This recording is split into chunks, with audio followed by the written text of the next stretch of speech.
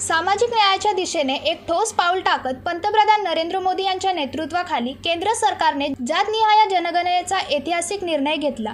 अनेक दशकांपासून प्रलंबित असलेल्या या मागणीला आता दिशा मिळाली आहे। या ऐतिहासिक क्षणाचे औचित्य साधून आमदार सुलभा गणपत गायकवाड यांच्या जनसंपर्क कार्यालयात आनंद उत्सव मोठ्या उत्साहात साजरा करण्यात आला। यावेळी उपस्थित कार्यकर्त्यांनी एकमेकांना पेढे भरवून आनंद व्यक्त केला। ही फक्त जनगणना नाही, हा आहे नव्या भारताचा, समतेचा, हक्काचा आणि संधीचा नवा अध्याय, असं आमदार सुलभा गणपत गायकवाड या म्हणाल्या।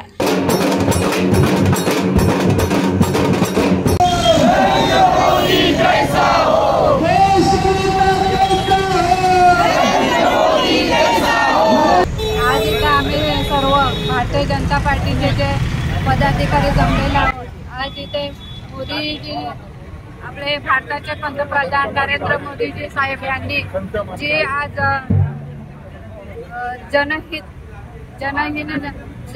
जनगणना ही अंमलात आणलेली आहे आणि या योजनेचा सर्वसामान्य जनतेला आणि ज्या जाती आहेत त्या जाती वेगवेगळ्या ह्याच्या जाती आहेत त्यांना एकत्र येण्यासाठी आणि त्यांची जे मागासवर्गीय असू दे किंवा कोणत्याही असू द्या, ओबीसी असू दे, या जातींना त्याचा फायदा होणार आहे।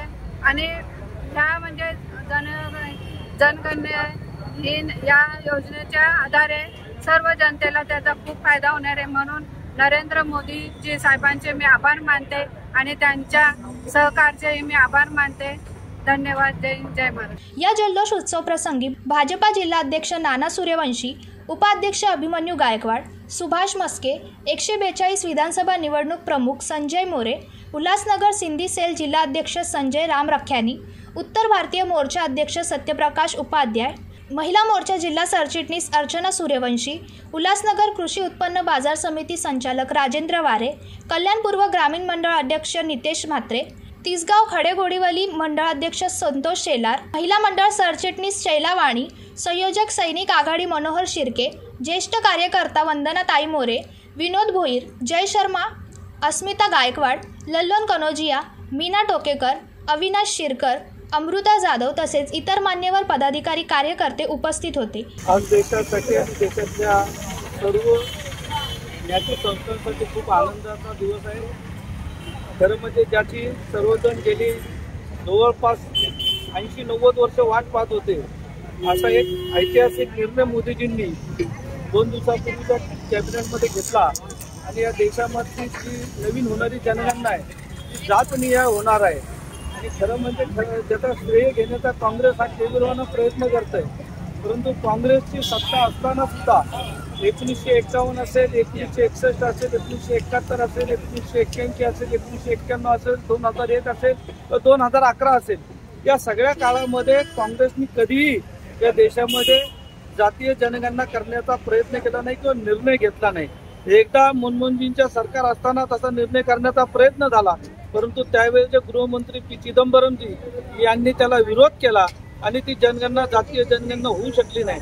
आज देशातल्या अनेक जाती संस्थांनी अशा पद्धतीची मागणी केली होती की या देशामध्ये जातीय जनगणना झाली पाहिजे आणि कोणत्या जात समूहाचा काय त्याची शिरगंती आहे ते समोर आलं पाहिजे, जेणेकरून या देशामध्ये ज्यांना ज्यांना कुठल्याही आरक्षण असेल किंवा ज्या काही सुविधा मिळतात त्या सुविधांचं पुनर्लोकन होऊ शकतं आणि त्या माध्यमामधून एखाद्या समाजावरती जर अन्याय झाला असेल तर त्याला न्याय मिळण्याची या माध्यमामधून सोय होईल। जे समाज अजूनही या देशामध्ये कदाचित मागे पडलेले असतील तर त्यांना सर्वांसोबत विकासामध्ये मुख्य प्रवाहामध्ये आणण्याचं काम या जातीय जनगणनेच्या माध्यमामधून होईल आणि त्याचबरोबर सर्व देशामध्ये एक आनंदाचं वातावरण निर्माण होईल की सर्वांना त्यांच्या हक्काप्रमाणे किंवा त्यांचे जे हक्क आहेत ते सर्व त्यांच्या शिरगंतीप्रमाणे त्यांना मिळतील। आणि म्हणून मोदीजींनी जो एक ऐतिहासिक निर्णय घेतलाय त्या ऐतिहासिक निर्णयाचं आम्ही सर्वजण स्वागत करतो आणि मोदीजींना खूप खूप धन्यवाद देतो। आणि पुन्हा एकदा काँग्रेस या देशामध्ये जो काही खोटा नेरेटिव्ह पसरवण्याचा प्रयत्न करतोय की आमच्या मागणीनुसार हे झालं, तर यामध्ये काँग्रेसनी संधी असताना केलं नाही, परंतु मोदीजींनी संधी मिळाल्यानंतर त्याचं सोनं करत या देशातल्या सर्व जाती संस्थांसाठी एक चांगली सामाजिक न्यायाची भूमिका घेतली, त्याबद्दल सर्वांतर्फे मोदीजींना खूप खूप धन्यवाद। जय हिंद, जय महाराष्ट्र। ब्युरो रिपोर्ट, जनशक्ती, कल्याण। अरे तुम्ही अजून आमच्या चॅनलला सबस्क्राइब नाही केलं तर लगेच जनशक्ती चॅनलला सबस्क्राईब करा आणि बेल आयकॉनवर क्लिक करा आणि रहा अपडेट.